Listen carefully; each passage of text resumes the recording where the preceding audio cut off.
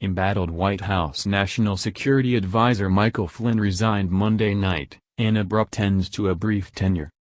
His departure came just after reports surfaced the Justice Department warned the Trump administration last month that Flynn misled administration officials regarding his communications with the Russian ambassador to the United States and was potentially vulnerable to blackmail by the Russians. "I inadvertently briefed the Vice President-elect and others with incomplete information regarding my phone calls with the Russian ambassador. I have sincerely apologized to the President and the Vice President, and they have accepted my apology," Flynn wrote, according to a copy of his resignation letter obtained by CNN. "I am tendering my resignation, honored to have served our nation and the American people in such a distinguished way," he wrote. "I know with the strong leadership of President Donald J. Trump and Vice President Mike Pence and the superb team they are assembling, this team will go down in history as one of the greatest presidencies in U.S. history." The move comes less than a month into the job, making him one of the shortest-serving senior presidential advisors in modern history. General Keith Kellogg will be the interim National Security Advisor, multiple sources tell CNN. He most recently served as National Security Council Chief of Staff. A senior administration official said Kellogg, retired General David Petraeus and former Vice Admiral Bob Harward are possible replacements for Flynn. Petraeus is going to the White House Tuesday, according to sources inside and close to the administration. "He is making a run for the job," one source said, but noted he has a lot of baggage. Pressure building. The sudden exit marks the most public display yet of disarray at the highest levels of the new administration, which has faced repeated questions over a slew of controversies and reports of infighting among senior aides during its first 3 weeks.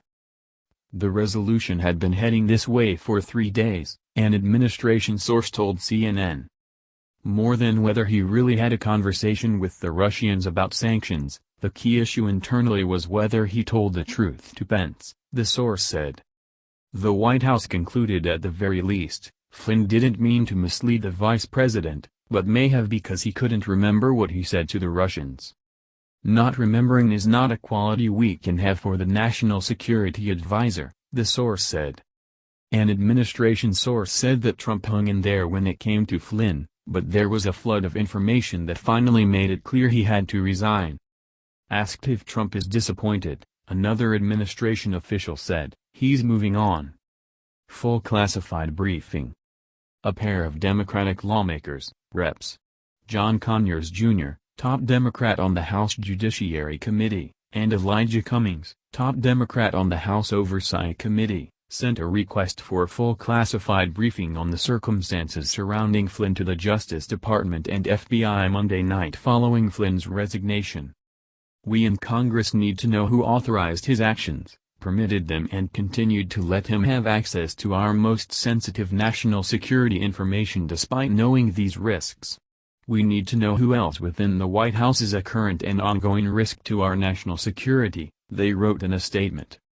They added, "This new disclosure warrants a full classified briefing by all relevant agencies, including the Department of Justice and the FBI, as soon as possible and certainly before Thursday, February 16. We are communicating this request to the Department of Justice and FBI this evening." Aftermath. The shakeup now leaves Trump without one of his closest and longest-serving advisors. Flynn had counseled Trump on foreign policy and national security matters since early in the 2016 presidential race.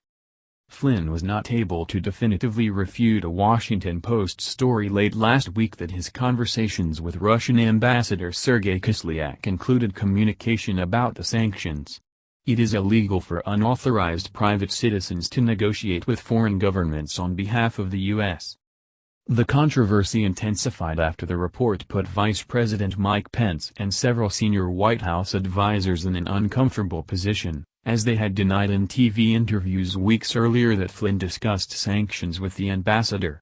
Some administration officials said Flynn must have misled Pence and others. "The knives are out," a White House official told CNN on Friday, noting that there's a lot of unhappiness about this. Concerns. Many expressed concern at the idea that Flynn, a retired lieutenant general who headed the Defense Intelligence Agency, would discuss sanctions with a foreign official whose calls are regularly monitored by U.S. intelligence and law enforcement agencies. 1A. U.S. official confirmed to CNN on Friday that Flynn and Kislyak did speak about sanctions, among other matters, during a December call.